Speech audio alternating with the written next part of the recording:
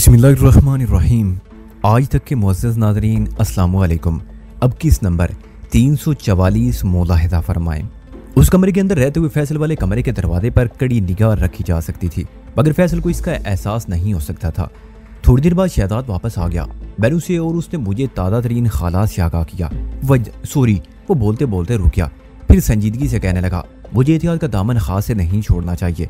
सोहेल, तुम्हारी चाल कामयाब रही। फैसल को तुमने खूब उल्लू बनाया है। चलो। इस तरह उसके एक अहम आदमी का पता और फोन नंबर तो हाथ आया। और तुम क्या करके आ रहे हो? मैंने पूछा। बनात खान से राब्ता हो सका? उसने इस बात में सर हिलाया। मैं उससे मिलकर आ रहा हूँ। वो आजकल उसी पार्क में मुतय्यन है।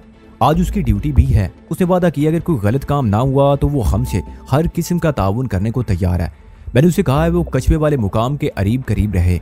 मैं उसे बता दूंगा कि उसे क्या करना है। मैं उसे राब्ते के लिए फोन नंबर ले आया हूँ। ठीक है, हम पहले अपने तौर पर लाए अमल तरतीब दे लें, मैंने कहा। उसके बाद बनात खान के किरदार निकालेंगे। इस वक्त 4 बजने वाले थे। शहजाद ने रेस्ट वॉच पर निगाह दौड़ाते हुए कहा, अब तुम्हारा क्या प्रोग्राम है? मैंने एक आंख दबाई और कहा, मैं फैसल को इशारा करके आता हूँ, फिर JD मलिक की तरफ रवाना हो जाऊंगा। वो मानीखेज अंदाज में गर्दन हिलाने लगा। मैंने पूछा, तुम क्या करना चाहते हो? मैं वो पुरसोच अंदाज में बोला, फिर उसकी आंखों में चमक नमूदार हुई। उसने अजीब से लहजे में मुझसे पूछा, यार ये क्या बदबख्त फैसल यहाँ से सूखा चला जाएगा? तुम कहना क्या चाहते हो शहजाद? मैंने हैरत से उसे देखते हुए कहा, यार मेरे हाथ पाँव में बहुत चुल हो रही है। तुम तो फैसल से दो बात करना चाहते हो। उसे सही सलामत वापस करना है तो आहनी बंदिशों को खोलना होगा। शहजाद ने अपना शौक पूरा करने के लिए एक मुंतकी राह निकाली। वो भी जरा हाथ पाँव खोल लेगा तो नॉर्मल नजर आने लगेगा। उसे हम स्ट्रेचर पर डालकर पार्क में ले जाने से रहे। उसे अपने पाँव पर चलकर वहां पहुंचना है। मैंने ताईदी अंदाज में कहा, बात तो तुम्हारी माकूल है शहजाद, फिर क्या इरादा है?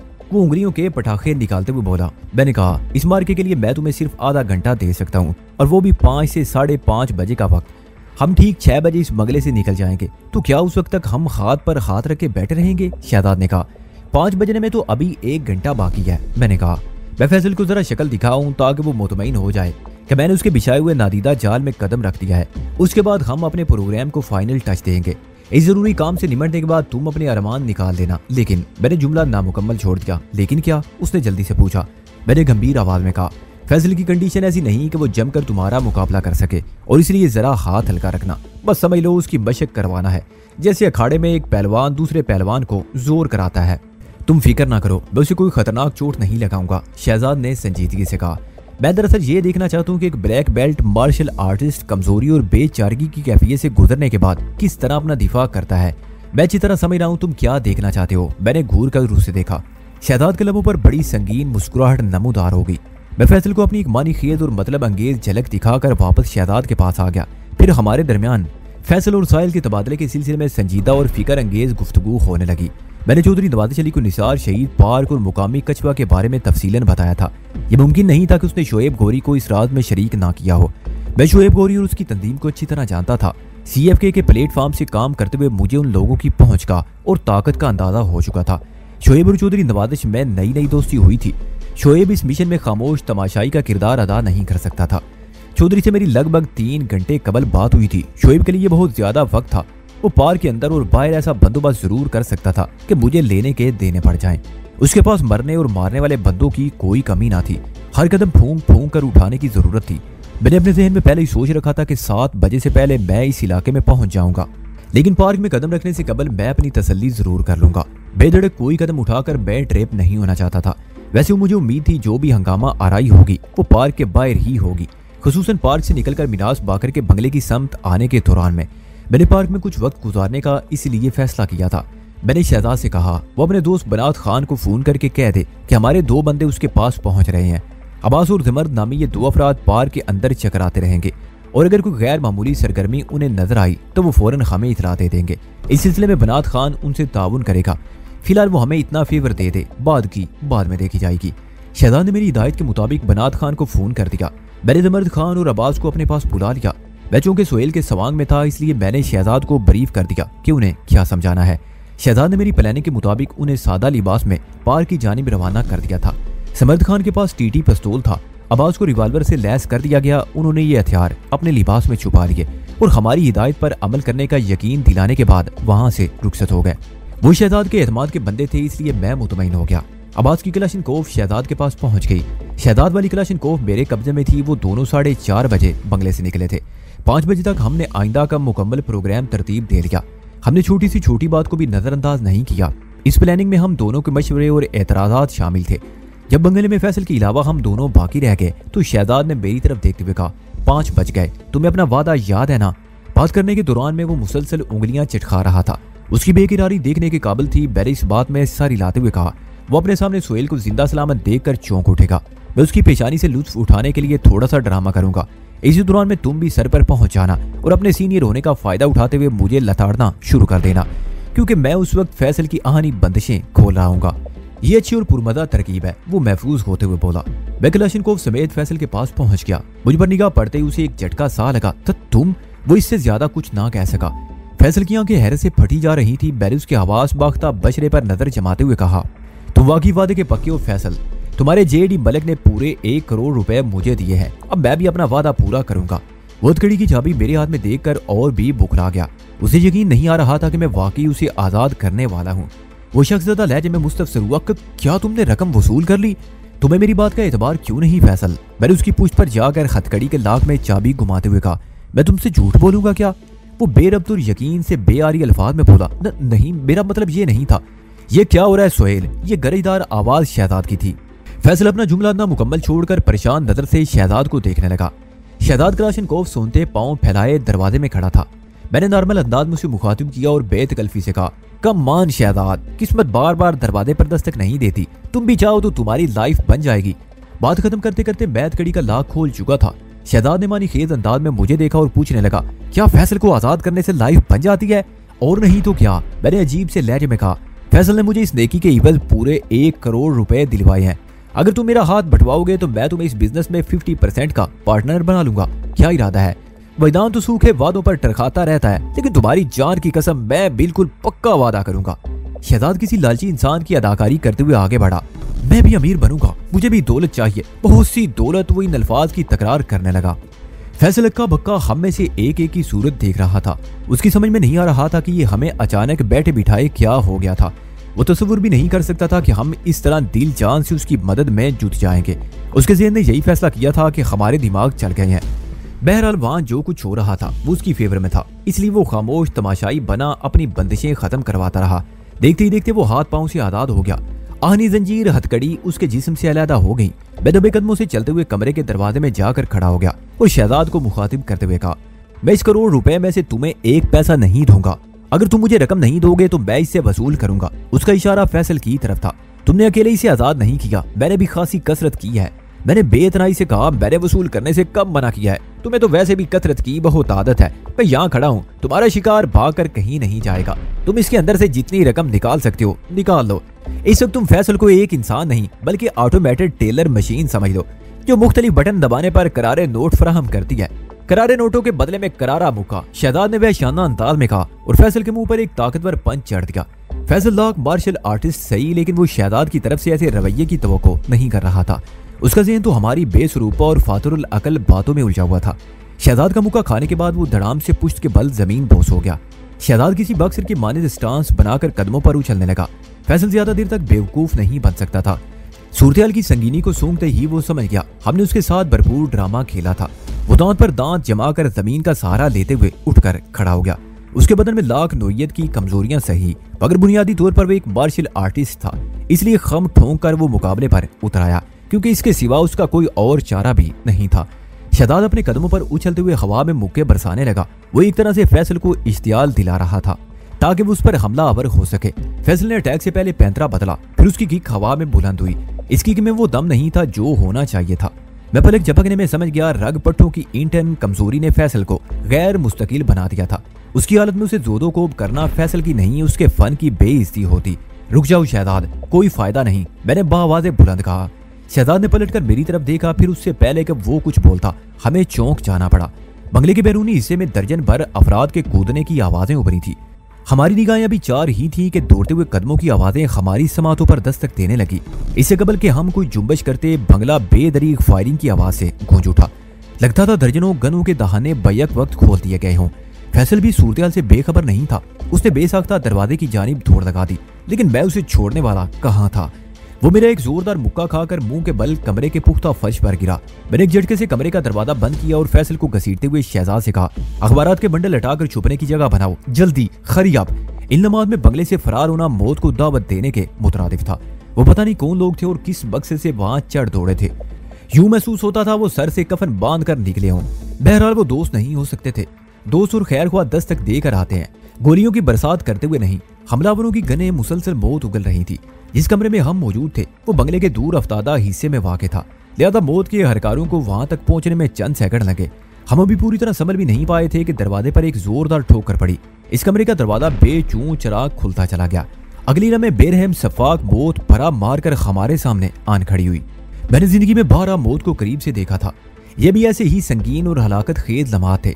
शहजाद की फुर्ती काम आ गई, वरना दर्जनों गोलियां हमारे इस्साम को छिलनी बना चुकी होती।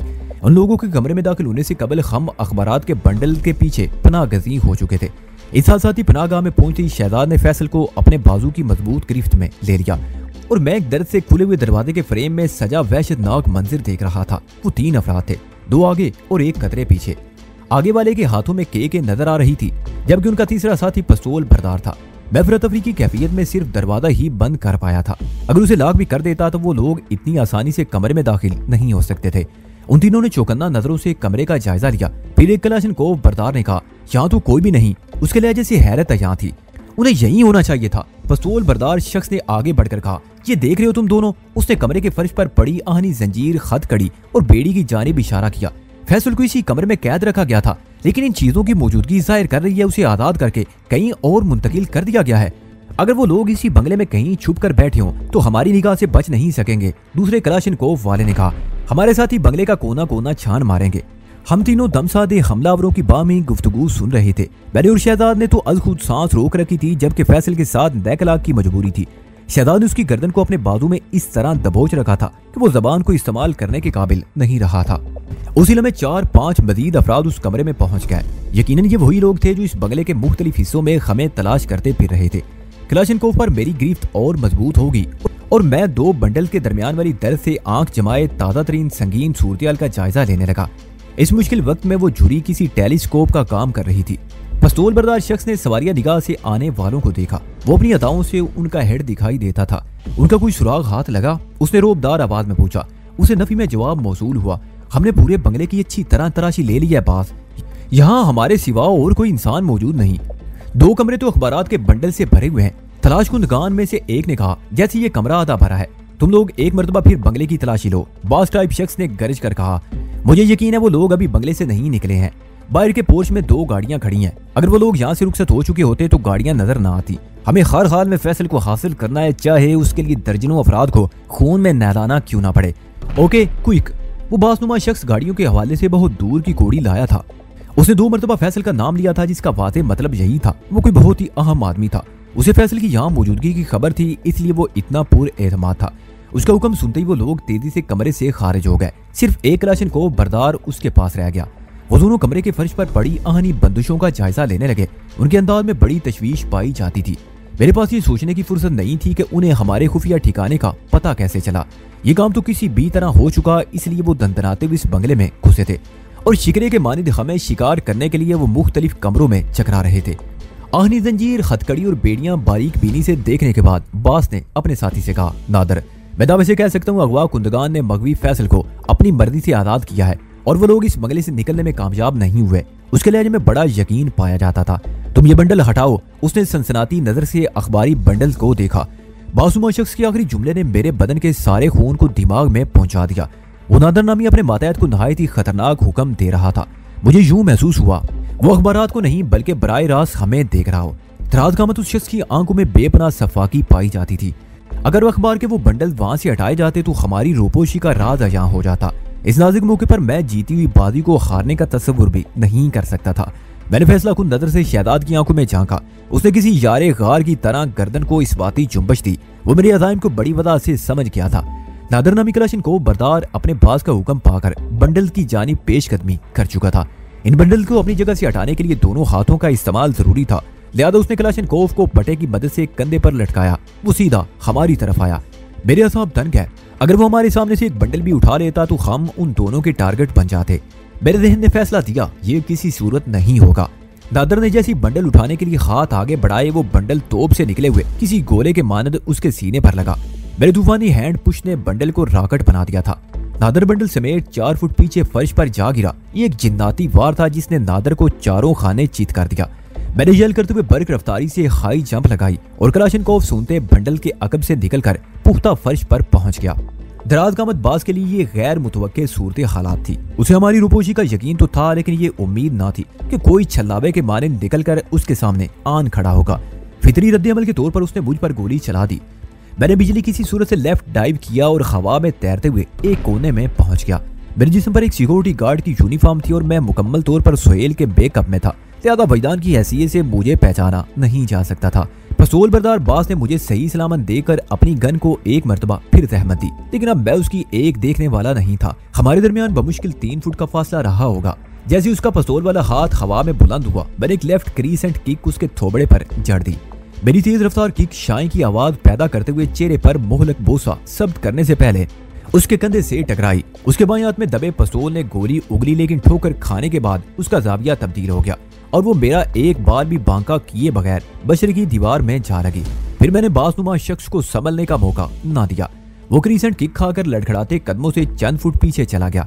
मैंने एक तवील स्टेप लेकर उसकी पसलियों में साइड किक टिका दी। वो एक धमाके की आवाज पैदा करते हुए अखबारात के बंडल से टकराया।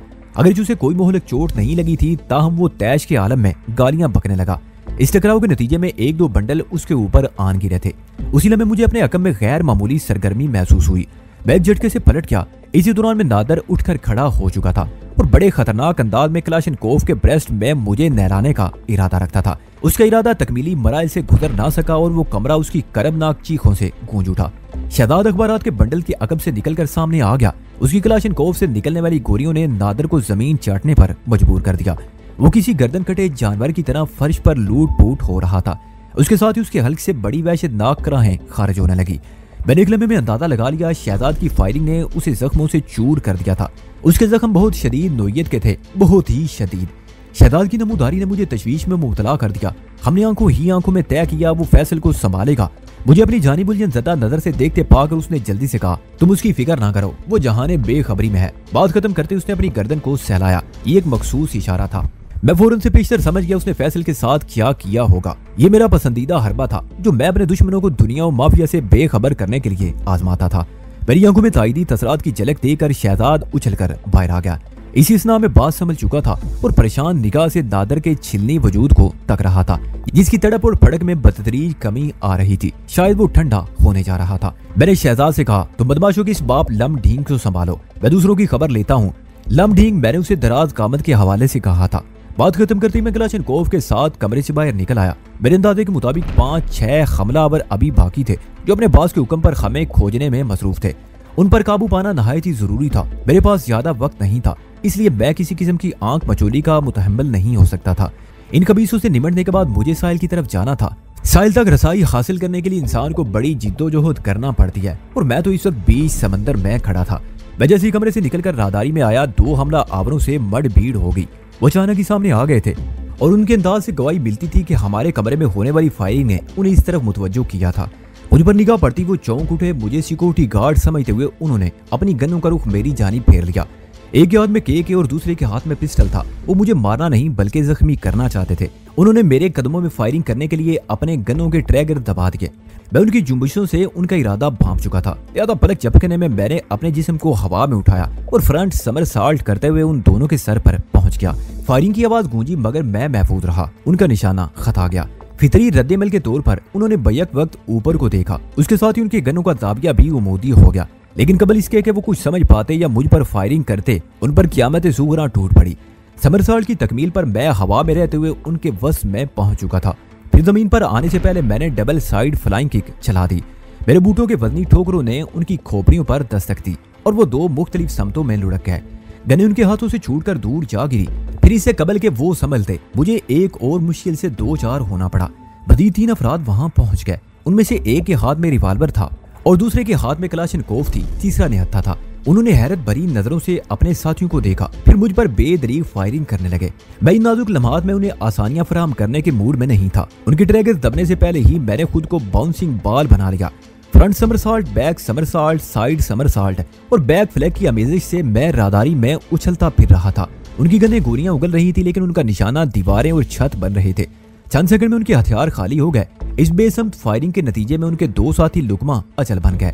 ये 2 अफराद वही थे जो उनसे पहले राहदारी में दाखिल हुए थे।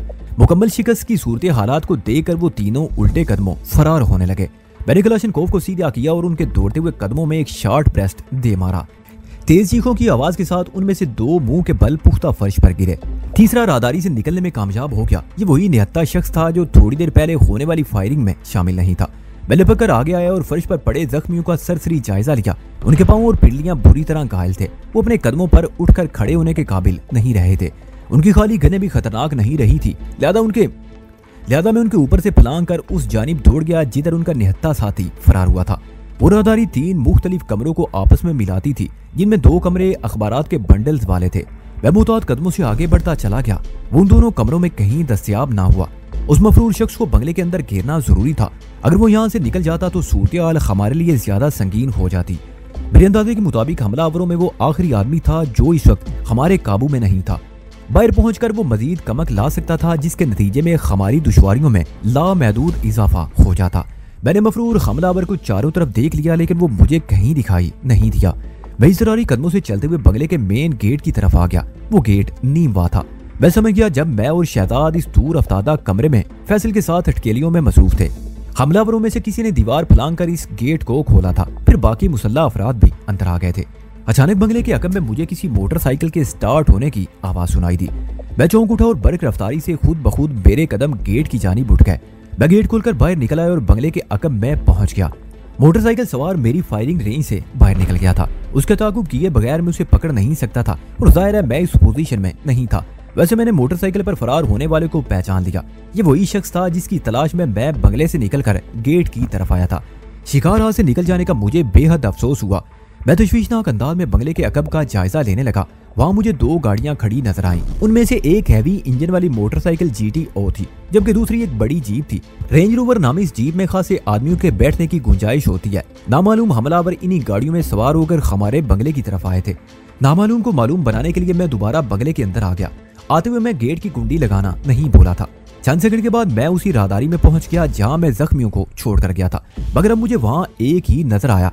मेरी निगाह राहदारी के दूसरे सिरे तक रेंग गई। वहां मुझे कुछ गड़बड़ नजर आई और मुझे ये समझने में देर न लगी कि दूसरा जख्मी खुद को फर्श पर घसीटते हुए उधर जा निकला था और उसकी ये कोशिश खालियत मकसद नहीं थी। वहां 2 अफराद मुर्दा हालत में पड़े थे जो उन्हीं लोगों की बेदरीग फायरिंग का निशाना बने थे। मज़कूरा जख्मी मरने वाले एक शख्स की गन तक रसाई हासिल करना चाहता था। मैं दौड़कर उसके सर पर जा पहुंचा। उसे इस मकारी की सजा मिलना चाहिए थी। रेंगते हुए घायल शख्स ने कलाशनकोव पर हाथ डाला ही था कि मैंने उसकी कलाई पर बूट की जोरदार ज़रब रसीद कर दी। वो तकलीफ की शिद्दत से बिलबिला उठा। गन का ख्याल दिल से निकालकर वो फर्श पर तड़पने लगा। मेरे बूट की ज़रब ने उसकी कलाई का कचूमर निकाल दिया था। मैंने जहर खुंद लहजे में कहा, लगता है जिंदगी तुम्हें रास नहीं आई, तुम्हें भी तुम्हारे मरहूम साथियों के पास ही पहुंचाना पड़ेगा। बात खत्म करते ही मैंने उसके चेहरे को निशाना बनाया और एक धुआंधार ठोकर रसीद कर दी। ये ज़रब पहले वाली ज़रब से ज्यादा खौफनाक थी। राहदारी उसकी वहशतनाक चीखों से गूंज उठी। उसी लम्हे शहजाद कमरे से निकल आया। कलाशनकोव फनूज उसके हाथों में दबी हुई थी। मैंने इस जरारी लहजे में पूछा, अंदर की क्या सूरत हाल है? तसल्ली बख्श है, वो मजबूत लहजे में बोला। मैंने उस लमढींग बाज को भी लंबा लिटा दिया है, लेकिन लगता है उसने राहदारी के एक सिरे से दूसरे सिरे की जानिब निगाह दौड़ाई और बोला, तुम्हारे हिस्से में ज्यादा काम आया है। मैंने गंभीर अंदाज इख्तियार करते हुए कहा, ये काम और कारकर्दगी को नापने का वक्त नहीं। इन नामालूम मुरादों का एक साथी बंगले से फरार होने में कामयाब हो गया है। हम ज्यादा देर यहाँ नहीं ठहर सकते, अब हमें फौरन निकलना होगा। एक लम्हे को रुककर मैंने पूछा, फैसल का क्या हाल है? वो अभी तक बेहोश है, उसने बताया। मैंने गहरी तशवीश से कहा, उसकी बेहोशी को तूल नहीं खींचना चाहिए, उसकी डिलीवरी में बहुत थोड़ा वक्त रह गया है। लगता है मैंने कुछ ज्यादा ही दबाव डाल दिया था, शहजाद ने कहा। यह गलती संगीन सूरत भी इख्तियार कर सकती है, मैंने होंठ सिकोड़ते हुए कहा। अब तो जो होना था वो हो चुका। मैंने नहायत ही मुख्तसर अल्फाज में उसे अकब में खड़ी गाड़ियों के बारे में बताया। फिर कहा, तुम फौरन बाहर जाकर उस जीप की मुकम्मल तलाशी लो। मुझे उम्मीद है रेंज रोवर में से कुछ ऐसा जरूर मिल जाएगा जिससे हमलावरों की शिनाख्त में मदद मिल सके। ये फैसल को आजाद कराने यहाँ आए थे। इसका एक ही मतलब है, या तो ये चौधरी नवाज़ अली के आदमी है या फिर शोएब गोई के। किसी तीसरी समत में जहन दौड़ाने का सवाल ही पैदा नहीं होता। वो सर को इस बाती जुम्बश देते हुए वहां से चला गया। मैंने सबसे पहले फैसल का जायजा लिया। वो अखबारात के बंडल के अकब में बेसुध पड़ा था। शहजाद ने सूरत का तकादा निभाया था, लेकिन फैसल की ये बेहोशी अगर तवील हो जाती तो बहुत सी पेचीदगियां पैदा हो सकती थी। फैसल के अलावा इस कमरे में 2 अफराद और मौजूद थे, जिनमें से नादर जिंदगी हार गया था, जबकि उन सब का बास वो दराज कामत शख्स आलमे गफलत में पड़ा था। राहदारी की सूरत मुकम्मल तौर पर हमारे हक में थी। वहाँ 2 अफराद की लाशें थी और 2 जिंदा शदीद जख्मी पड़े थे। इस्लामाती मार्के में दुश्मन के 3 अफराद काम आए थे और 1 फरार होने में कामयाब हो गया था। थोड़ी देर बाद शहजाद वापस आ गया। उसने आकर मुझे बताया कि रेंज रोवर में से काम की कोई शय नहीं मिली थी। गाड़ी के कागजात वो उठा लाया। रेंज रोवर किसी यूसुफ हमदानी के नाम से रजिस्टर्ड थी। पता नॉर्थ नादम आबाद का था। मैंने इन कागजात पर सरसरी निगाह डालने के बाद शहजाद से कहा, तुम इन दोनों जख्मियों को पाबंद बनाने के लिए आहनी जंजीर, हथकड़ी और बेड़ी को इस्तेमाल में लाओ। उसके बाद फैसल और बिग बास पर गहरी नजर रखो। मैं मिनाज साहब को फोन करने जा रहा हूँ। उसने इस बात में सर हिलाया। मैंने मजीद कहा, बाल समेत इन शैतान जादों की जामा तलाशी भी ले लेना। उसने एक मरतबा फिर सर को इस बाती जुम्बश दी और मेरी ख्वाहिश की तकमील के लिए चल पड़ा। फिर मैं टेलीफोन वाले कमरे में आ गया। मिनाज बाकर ने मुझे बताया था वो हैदराबाद जाने के लिए 6:30 बजे से पहले नहीं निकलेंगे। इस वक्त शाम के 5:40 हो रहे थे। इसका मतलब यही था वो अभी घर पर ही होगा। कोई भी हंगामी कदम उठाने से पहले उसे इतला करना जरूरी था। फोन मिनाज बाकर ही ने रिसीव किया। मेरे अहलों में पाई जाने वाली गंभीरता ने उसे पूछने पर मजबूर कर दिया, खैरियत तो है वजदान? समझे खैरियत नहीं है। मैंने संजीदगी से कहा, क्या बात है? वो यकदम बेहद अलर्ट हो गया। मैंने नहायत ही मुनासिब अल्फाज में उसे पेश आमदा सूरत हाल से आगाह किया और तशवीश भरे लहजे में कहा, हमें फौरी तौर पर इस बंगले को खैर बात कहना होगा। ये तो है। वो 2 टोक लहजे में बोला, कहाँ जाने का इरादा है? मैंने कहा, आप बताएं। मैं तारक रोड वाले फ्लैट पर नहीं जा सकता। वो निसार शहीद पार्क से खासे फासले पर है और फैसल की डिलीवरी का तकाजा ये है कि हमें यहीं आसपास ही कहीं मौजूद रहना चाहिए। वो ठहरे हुए लहजे में बोला, मेरा बंगला मज़कूरा पार्क से ज्यादा दूर नहीं, लेकिन इन हालात में इधर का रुख करना मुनासिब नहीं होगा। तुम्हें किसी गैर मारूफ या नई जगह पर पनाह लेना होगी। मैं फैसल के साथ हमलावरों के मुमकिना बाज को भी उस बंगले से निकाल ले जाना चाहता हूँ। मैंने कहा, होश में आने के बाद वो शख्स मुफीद मालूमात उगल सकता है। तुम्हारा आइडिया तो अच्छा है, लेकिन अगर मेरी मानो तो उस बाज पर लानत भेजो। मिनास ने फैसला कुन लहजे में कहा, हम जानते हैं वो लोग या तो चौधरी नवाजी से ताल्लुक रखते हैं या फिर यहूद नवाज तंजीम CFK के भेजे हुए हैं, इसलिए बास पर वक्त जाया करने की जरूरत नहीं। तुम लोग फैसल को लेकर फौरन वहां से निकल जाओ। लेकिन जाएंगे कहाँ? मैंने उलझन ज़दा अंदाज में इस्तफसार किया। तुम शहजाद को फोन पर बुलाओ। वो गहरी संजीदगी से बोला, कोई हल निकालता हूँ भाई, इस मसले का भी कुछ तो करना पड़ेगा। मैंने कहा, हमलावरों का मसला हल तलब है। आपके इस बंगले में 3 लाशें और 2 शदीद जख्मी पड़े हैं। बेहोश बाज इनके अलावा है। अगर हम इन लोगों को यूं ही छोड़कर चले गए तो बहुत सी पेचीदगियां पैदा हो जाएंगी। उनका भी कुछ करते हैं। वो मानी खेज लहजे में बोला, शहजाद से मेरी बात कराओ। मैंने मिनाज को होल्ड ऑन करने को कहा और शहजाद को बुलाने चला गया। इसी दौरान में वो दोनों जख्मियों को आहनी बंदिशों के जरिए बेदस्तों पा कर चुका था। वो पहले बुरी तरह जख्मी थे, उनसे मजीद किसी शैतानी की तवक्को नहीं की जा सकती थी। शहजाद को फोन की तरफ भेजने के बाद मैं अपने असल शिकार की तरफ बढ़ गया, चौधरी नवाज अली के फर्जंद की तरफ। फैसल बेहोश था। मैंने उसे मुख्तलिफ जावियों से टटोल कर इस बात का अंदाजा लगा लिया कि वो आइंदा 1 घंटे में किसी भी वक्त आलम व होश व आवाज में दाखिल हो जाएगा। ये हौसला अफजा बात थी। 7 बजे तक उसे नॉर्मल हो जाना चाहिए था। फैसल की तरफ से मुतमईन होने के बाद मैंने मुबैना बास का जायजा लिया। उसकी बेहोशी और जख्म बड़े तसल्ली बख्श थे। शहजाद ने अपना सारा गमो गुस्सा उसी दराज कामत पर खारिज किया था। आइंदा 5-6 घंटों तक उसकी बेदारी का इम्कान नहीं था। हर तरफ से इत्मीनान पाने के बाद टेलीफोन वाले कमरे में आ गया। इसी दौरान में शहजाद मिनाज से जरूरी हिदायत हासिल कर चुका था। मुझ पर नजर पड़ती उसने रिसीवर मेरी तरफ बढ़ा दिया। मतलब यही था, अब मैं बात करूं। मैंने रिसीवर कान से लगा लिया। हाँ वजदान। मिनाज की बारी बरकम आवाज मेरी समा से टकराई। तुम्हें किसी किस्म की फिक्र करने की जरूरत नहीं है। मैंने फौरी नोयत के मसाइल का हल निकाल लिया है। शहजाद तुमसे तफसीली बात करेगा। मैंने इसे सब कुछ समझा दिया है। एक लम्हे के तवक्कुफ के बाद उसने इजाफा करते हुए कहा, और जब तुम अपनी साइल को हासिल कर लो तो मुतमईन होने के बाद मेरे बंगले पर ही आना, जैसा कि पहले हम तय कर चुके हैं। मुझे उम्मीद है जब रात गए हम लोग हैदराबाद से वापस लौटेंगे तो तुम अपनी साइल के साथ हमारा इस्तकबाल करोगे। खुदा आपकी जबान मुबारक करे। बेइख्तियार मेरी जबान से निकल गया, विश यू गुड लक। उसने खुलूसे दिल से कहा।